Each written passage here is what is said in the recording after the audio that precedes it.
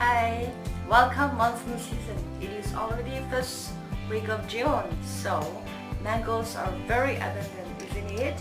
Today I'm gonna bring you one new recipe about how to conserve mangoes. It is a very easy method. I'm gonna show you how I'm preserving mangoes. So after 1 year or 6-7 months when it is not mango season, you can enjoy the sweet taste of mango, the crunchy and very tasty.